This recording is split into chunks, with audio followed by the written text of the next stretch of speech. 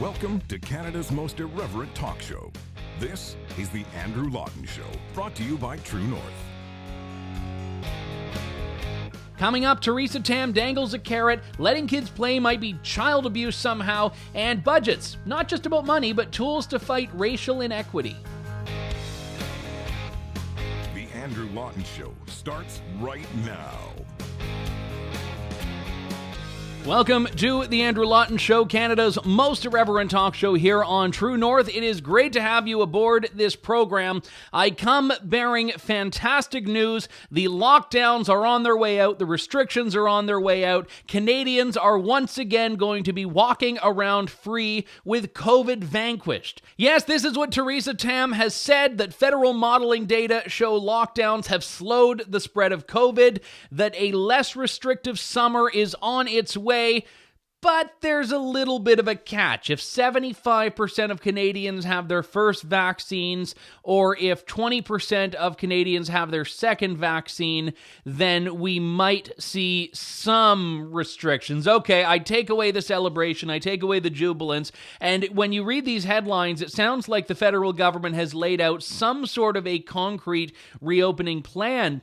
But let's listen to what Dr. Theresa Tam, the Chief Public Health Officer of Canada, actually said. When I say the summer, first of all, it's based on vaccine supply. We're going to have a lot of vaccines coming up. Next week, there's going to be a big delivery. And so if the supplies continue as projected and everybody rolls up their sleeves, at least, in these kind of percentages, that is when you can, and you lift measures when 20% have received the second dose. It could be anywhere, from somewhere in that sort of, mid-July to August kind of time frame. But even then, you have to be cautious and not sort of just lift everything. You're going to lift things in stages and see what happens. So that was about as unequivocal as it can get. It's that, maybe if this many people roll up their sleeves, as she said, we maybe could see by mid-July or August some easing, but it depends. I mean, this is, again, proof that there are... I've often talked about the moving goalposts of Canada's public health guidance. Right now, there is no goalpost. There is no end zone. We're just supposed to keep running and running and running like Forrest Gump, not having any idea where we're going or how long we're going to be doing it, and without the laughs along the way. Alan Silvestri, if you want to score the soundtrack to Canada's public health guidance like you did the actual Forrest Gump soundtrack, go wild, but I don't want to watch this movie. I'm waiting for it to end. Because what we have now is the government not only continuing to fearmonger about a lot of aspects of this, but not giving any clear path to reopening. And this is a very critical dilemma, because on one hand, the government's saying that everyone has to get vaccinated. On the other hand, as Justin Trudeau indicated a couple of weeks ago, he said that, even with vaccines, we're still going to have some restrictions and so on and so forth. And even this latest round of modeling, which is basically the government's way of just saying, here are some random numbers that we think tell a story, despite the modeling being more often wrong than it is right. We have the government using this modeling and using these data to say that they have a plan and that they have things under control when they actually don't, not even close. But even with this, let's look at what they're actually proposing if the volume of people they want to get vaccinated. So this is a slide from the federal government's modeling presentation, where they say that high uptake of the first vaccine dose will influence whether it will be safe to lift restrictive public health measures this summer.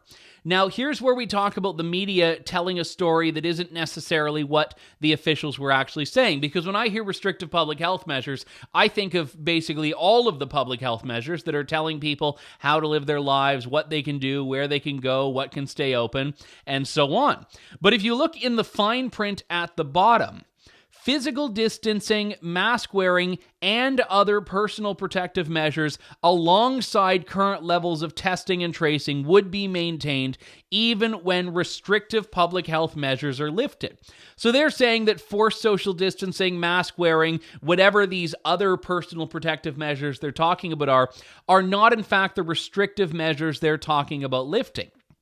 When they say restrictive measures, they're only talking, it sounds like, about lockdowns, about actual shutdowns, about stay-at-home orders, enforcement, all of these things, which, by the way, the federal government has said repeatedly are not within its purview because it's provincial jurisdiction. But nevertheless, even if the provinces go along with this, what the federal government is actually saying here is that the new normal is in fact something we need to accept. That even when we're supposed to be happy that 3/4 of the population have been vaccinated, we are still going to be wearing masks. We're still going to have plexiglass barriers between booths at restaurants, concerts probably not coming back, live shows, all of these things.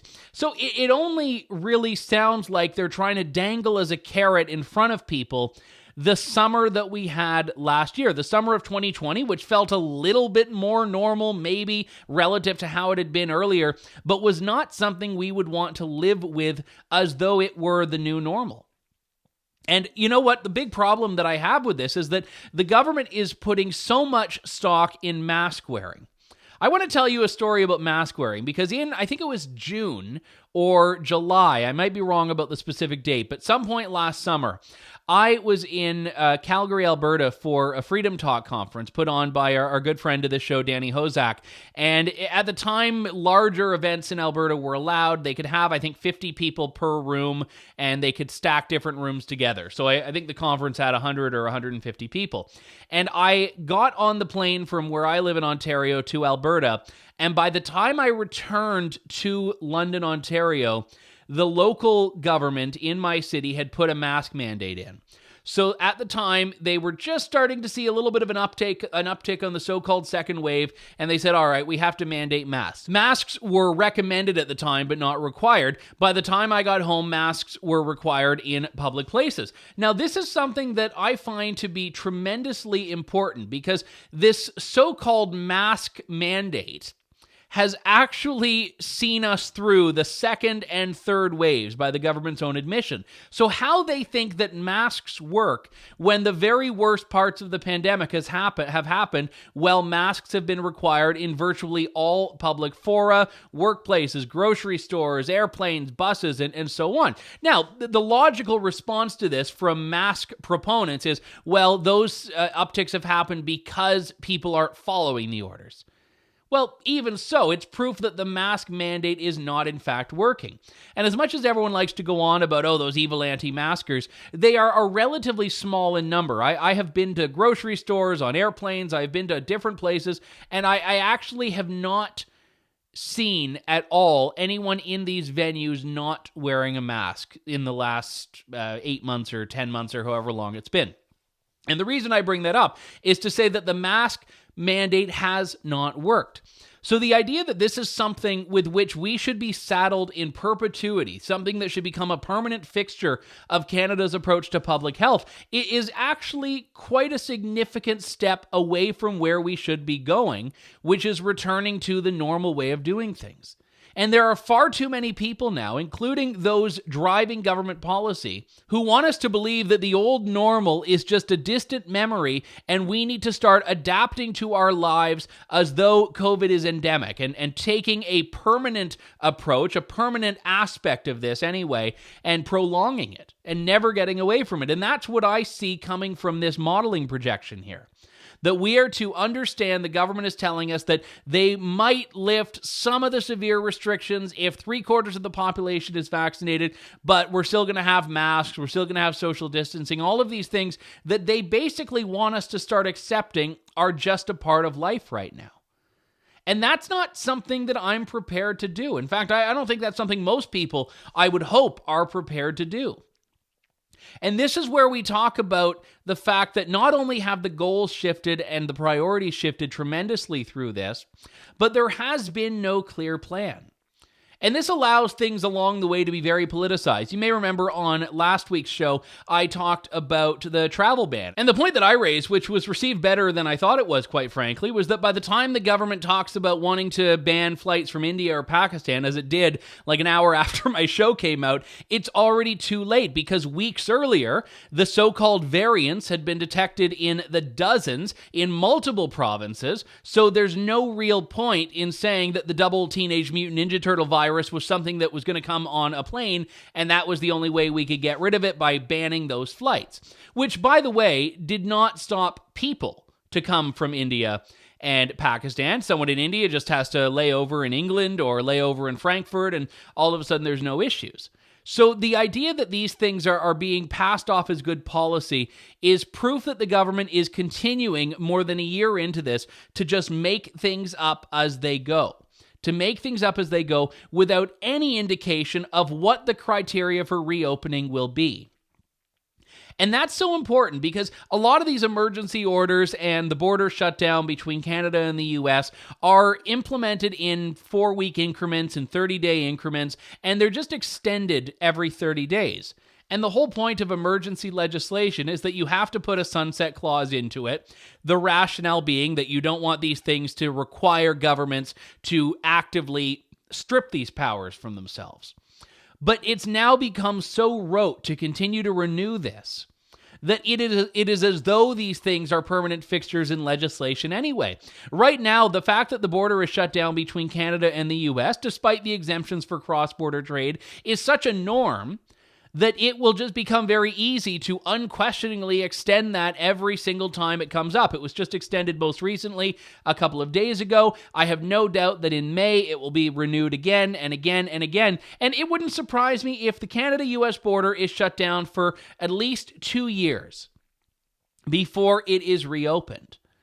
And I'm a believer in the fact that no country has a legal obligation to admit others to it. So I'm of the mindset that if the US wanted to shut its borders to Canadians, I would oppose it, but it would have the legal right to do it. So this is not about forcing countries to surrender their sovereignty. It's about understanding the long-standing tradition that Canada and the US have a border that is there for security, yes, that is there for control of goods, yes, but that basically fosters a spirit of travel cooperation between these two countries. Cross-border integration between Canada and the US is a way of life, especially if you are like the 90% of Canadians who live within, I think it's 100 miles of the US border. There's a library in, I forget the Canadian city, but in the American city is North Troy, Vermont. It's a library and an opera house that actually sits on the border. So you can go in one door and enter from Canada, and you can go out the other door and exit into the United States and vice versa. And I've always thought that the US should just do like a vaccine clinic on its side of the Opera House in, I think it's North Troy, Vermont. It might be Derby, Vermont or something like that. And all the Canadians who want to get vaccinated and can't because of Trudeau's plan can get American vaccines in the rural New England and then head on home back through the way they came in. But the whole point of this is that the government has not provided any reopening plan. You've got people like Doug Ford in Ontario who are calling on the government to do more to secure the border, as though the border is not already closed. And let me tell you something. I get people emailing all the time saying, well, what about the international flights coming in, this flight, that flight? And they're pointing to all these flights that are coming in from China, from elsewhere in the world. Let me say something, because I was at Pearson Airport a couple of weeks ago, and I wish I got a picture of it, but I looked up at, there's like a 4-panel arrivals or departures board that is in this one part of the terminal. It's huge. And actually, it might be 8 panels, because each vertical dimension has 2 levels on it. And all of the flights for the entire day were on one of these 8 panels. So the idea that you can point to flight manifests and say, well, these international flights are coming in, is not really evidence of anything. Flights are virtually non-existent, and the people that are on those flights are people who have a legal right to enter Canada. And yeah, there are exemptions to the travel ban for people that have extended family here, people that have essential work to do here, but most of the people on these flights are Canadian citizens coming home. And I refuse to go along with any plan that bars citizens of this country from re-entering the country. We have a 2-week quarantine, which is meant to basically let people exhaust the virus from their system if they have contracted it while they've been abroad. But the reality is that Canada is right now more dangerous than a lot of the places from which people are coming. Because elsewhere in the world, people have eased restrictions, they've opened up because they have more of their population vaccinated. The threat to Canada is not, by and large, coming from travel. And when you do have situations like the double teenage mutant virus that have come in from India, these are relatively isolated, and they don't take away from the fact that travel-related cases are about 2% of the overall caseload in Canada. And sacrificing the rights of Canadians, which is what people calling for more restrictive border measures are doing, because at a certain point, that's all that's left. To go after Canadian citizens and their right to return home, which Australia did, and by the way, stranded thousands of Australian citizens abroad because they couldn't enter their own country. I won't do that, certainly not for 2% of the caseload, when 98% is coming from people doing things in the country. Community spread, workplace, etc. And the whole point of this is that I've been calling since the very beginning for an approach to the pandemic that puts science first and doesn't take these universal restrictions that are going after everyone when we can isolate where transmission is taking place. And Patty Hajdu, Politburo Patty, the health minister, had said this the other day. In fact, just hours before the government banned flights from India and Pakistan, health officials were saying that, targeted travel bans don't work. Now, in this case, I agree with them, even if they are contradicting themselves. But what was interesting is that Patty Hajdu said, well, you know what, we've got universal measures because we can't target these things. And these are my words, not hers. But she was basically saying that we can't play whack-a-mole with all of these international areas. And I'm inclined to agree, unless you are prepared to say that Canadian citizens do not have the right to return to their country. But more importantly, the Canada-US border is where you have people that are exempt from quarantine, exempt from testing, because they work in cross-border trade, they are truckers, they are doing important things that, again, have always had them going back and forth. And I would again say, do you want to sacrifice the Canadian supply chains, the food you have on your grocery store shelves, by tightening what is already a restricted border even more?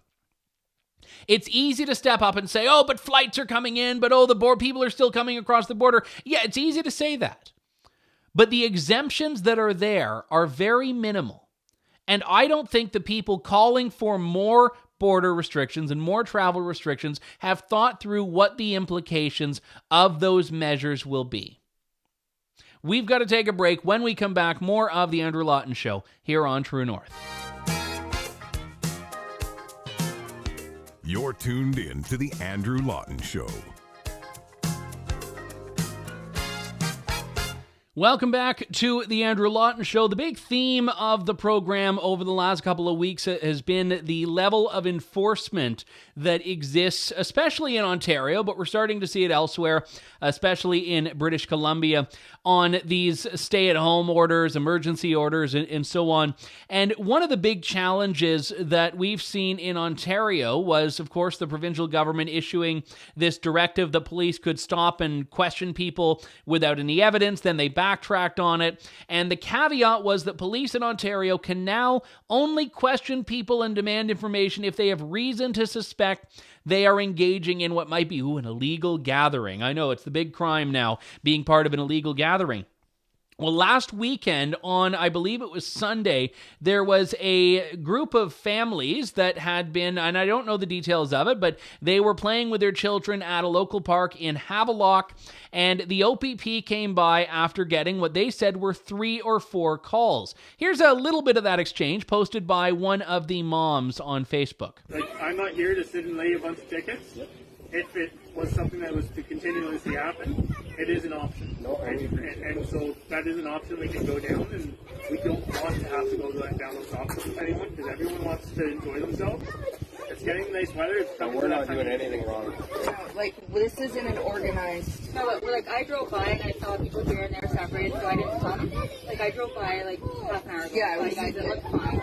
But then we got 3 or 4 calls with complaints from public members. Wow. Tell them to Nothing better to do than have out to complain. Yeah, it's your job to come out. Yeah. I just need your name. That's all I need is your name and date of birth so I can get your guys. Why do you need the data now? Because that's what the new emergency order is asking us to do. That's just the law. That's got nothing to do with emergency orders. I don't feel like I need to give my information. Stephanie, we know who you are. God damn it. Now, I want to say it sounds like this woman or one of the women whose voices can be heard was known to police. I don't know if she's been an organizer of anti-lockdown rallies. Not that that matters, but it sounds like there may have been a deliberate provocation there, in which case I still wouldn't hold it against her, but I just want to be transparent about it. However, none of that justifies this. So, and for some of these situations, we're being asked to call CAS to advise them as well. Are you f***ing kidding me? I know they're... Oh, wow. For my kid playing outside? I am. So it's something that we have been asked to do. So I need to make sure you guys are We're aware going to that get we've been asked. CAS called because we're taking our kids out to be healthy and fresh air. So some people have a view. How is that neglect? It's called that. I know it is, but I don't understand how that's neglect. Yeah, go ahead, play, do whatever you like. So that's all I have. Enjoy yourself. For some of these situations, we are being asked to call CAS to advise them. Now, that is Children's Aid Society. That is the Child Protective Services Division of Ontario. I don't want to get into the myriad issues institutionally and structurally with CAS, but police are saying that they're being advised when children are playing to contact, in some cases, Children's Aid Society, as though a parent who brings their child out of their house is in some way abusing their child. Now, this is based on the hearsay of one specific officer, and in a statement to Toronto.com, the Ministry of Children and Social Services said the ministry has not provided specific guidance to Children's Aid Societies to report parents who are not complying with the current stay-at-home order. Although that doesn't mean that Peterborough County OPP, whose officers are depicted in this video, were not given direction in some way to do that. And again, I want to say, I think the officers were being fairly reasonable for most of the exchange. They're saying, we're not here for tickets. I didn't like that they were asking for personal information, but they said, listen, we're just here to educate. They have to respond to calls. I get that. And as I've said, I think frontline officers are very much being put in the line of fire by a lot of these directives and forced to enforce legislation and regulations that they don't particularly agree with. But when I hear that there's some directive somewhere in Ontario, and we're not getting a lot of transparency about what it is, that is saying that parents who might violate stay-at-home orders are to be reported to Children's Aid Society, forget about the fact here that police have better things to do, Children's Aid caseworkers have better things to do, and all of a sudden throw this onto them is absolutely ridiculous. But beyond that, if we see around the world that places are reopening, trying to get back to normal, much like we were talking about in the first segment of this program, and in Ontario, we're being told that parents that want to play at a park just might be reported as child abusers, because that's really what's happening. If you're reporting a parent to Children's Aid Society, you're saying that they are being neglectful or abusive to their child. I would say abusive is keeping a kid locked up in a house, not allowed to see their friends, not allowed to go to school, not allowed to play, not even allowed to play with the neighbor kid at a park outdoors without risking being in violation of the rules.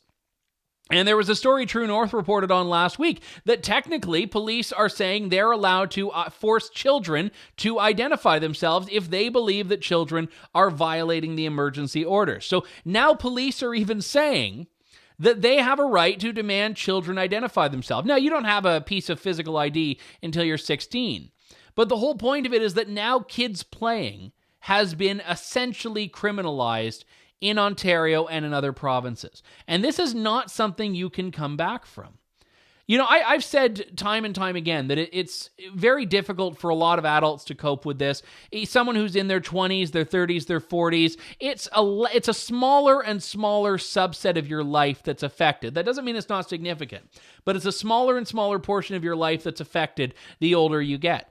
For kids who are 6 years old, this is going to be coming up on a third of their life that's been in lockdown. It's going to be all they know, especially since you're not exactly online from zero to, I don't know when you start forming memories that you hold later on in your childhood, but we're talking about a third to half to even more of most children's lives.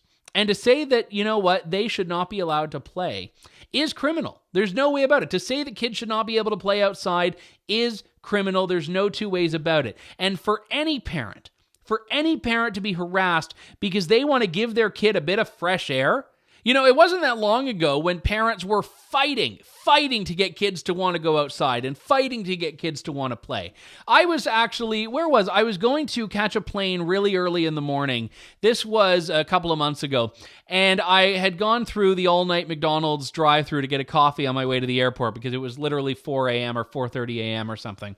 And I saw in the parking lot a group of teens in a van of some kind that were all just hanging out. And I looked at them and I could tell that these were the kind who had been out all night just driving around, which was something that we used to do for fun. And I was actually really happy to see it because I was glad that level of normalcy had been preserved in some way for these teens. Now, I don't know anything about them. Maybe they were catching a flight at 4:30. Probably not. But it looked like they had been out all night and just kind of chilling, doing whatever they want. And I was so happy to see that.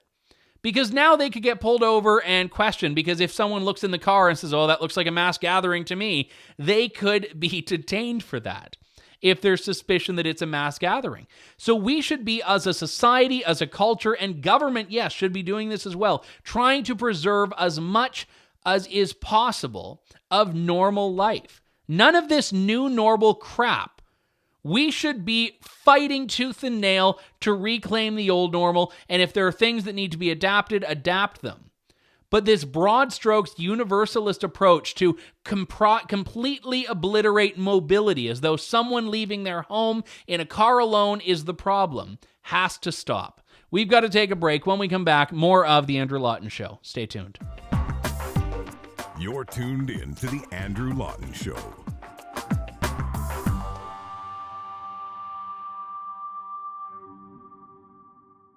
We are back. This is the Andrew Lawton Show. I joked last week that I spent about 20 seconds on the federal budget because that's about all of the interest that I could muster up. And even then, I think that's overstating how interested I was in that 20 seconds. But I will say I found a story of the budget worth talking about because I think of a budget as being about numbers. I think of it as being about dollars and cents, about debt, about spending, about deficits, about a little bit of a strategic path forward for a country. But especially now, my question is, can we afford it? And if not, how are we going to get back to something a little bit more austere, something that we can afford? Well, I have missed the mark entirely. I didn't realize the budget wasn't about money. It's actually about remedying racial injustice, according to some advocates.